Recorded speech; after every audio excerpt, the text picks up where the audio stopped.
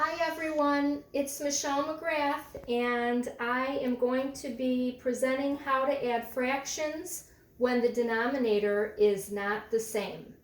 So for reference, let's bring the sheet over here. This is a fraction and the top number is the numerator and the bottom number is the denominator. So when you are adding two fractions, this number has to be the same. Okay. All right, so let's move on to our example number 1. We're going to take 5 over 6 and we're going to add it to 13 over 24. And notice the denominators, 6 and 24, are not the same, so we have to make them the same in order to add across to get our answer. Okay, so in order to do that, all right, we have to identify what the lowest common number is, okay? So when you look at the 6 and the 24, all right, we're going to look at the 24, all right? And then now we're going to look at the 6 and to see if there's a number that we can multiply this 6 by that would make 24. Okay, so in this case, we are going to take, let me get my pen, and 6 times 4 would equal 24. Okay, so that's going to be our common denominator. Okay, so in order to make both sides 24, we have to get this to 24. So we're going to take 6 times 4. Okay, so 6 times 4 is 24, so that's 24 on this side and 24 on that side. And whatever you do, big rule here, whatever you do to the bottom, you have to do the top, okay? So in this case, since we multiplied 6 times 4 here, we're also going to multiply 5 times 4 on top, okay? So the next thing we're going to do is our multiplication. So 4 times 5 is, we'll go over here, is 20. And 4 times 6 is our 24. Okay? And then we're going to add the fraction 13 over 24. Okay, so now because both denominators are the same, we can add across. Okay, so 20 plus 13 is 3 and 3. So that would make it 33 over 24 because the denominator will stay the same. All right, now this is actually an improper fraction because the numerator is higher than the denominator. So what we can do is actually, and you should always simplify and reduce before submitting your final answer. So what we need to look at is, let's see here. Okay, so what we're going to do is we're going to see what goes into each one to try to reduce them. And in this case, it would be the number 3 because 3 can go into 33 and it can also go into 24. Okay, so over here, if we take 33 and divide it by 3, that's going to equal 11.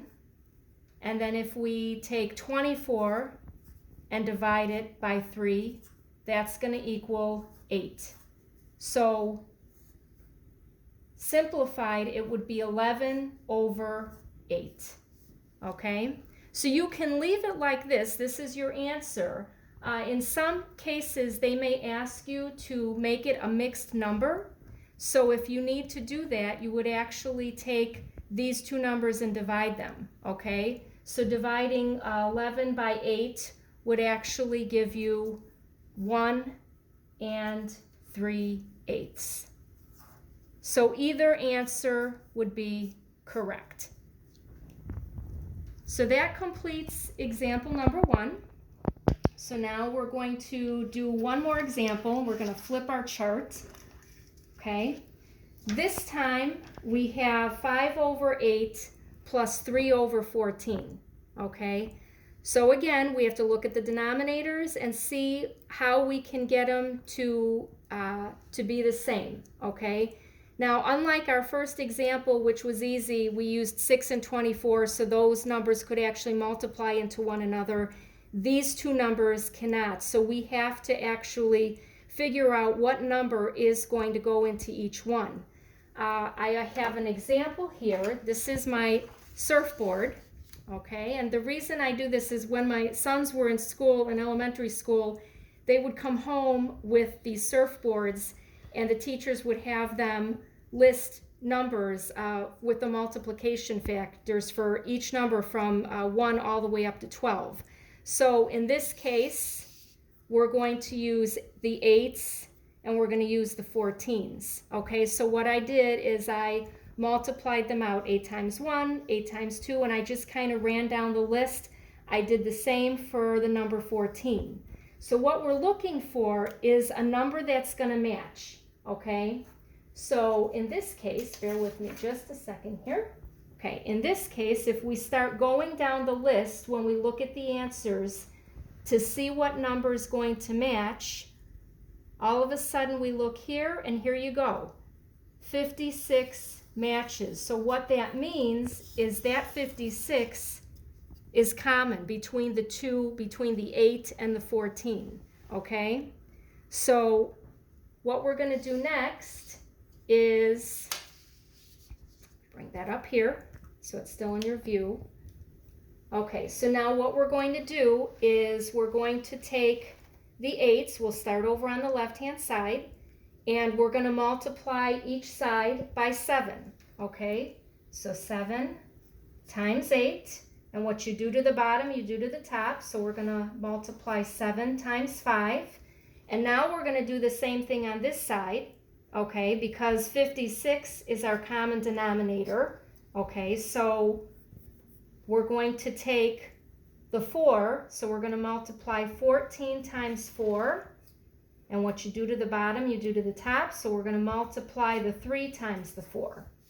Oops, my fault, sorry, I was looking at the 3. Okay, so the way we're going to write this out is we're going to do 7 times 5 is 35. 7 times 8 is 56. There's our common denominator, okay? And we're going to add that to 3 times 4 is 12. And 14 times 4 is, let's see, 56. Again, the common denominator. So now we can add these across. Okay, so again, the denominator stays the same as 56. So we're just going to add the 35 plus the 12. So that's 7, 4. So it's 47 over 56. And again, what you're going to want to look for, is there any way we can simplify or reduce this? In this case, 47 is a pretty prime number, so we can't reduce any further, so this would be your final answer. So those are my 2 examples for adding fractions without the same denominator. Thank you for watching my demonstration, and I wish everyone good luck in finishing up our second semester and with your presentations and your finals. And I sincerely hope that you and your families have a wonderful holiday season. Thank you. Have a great evening.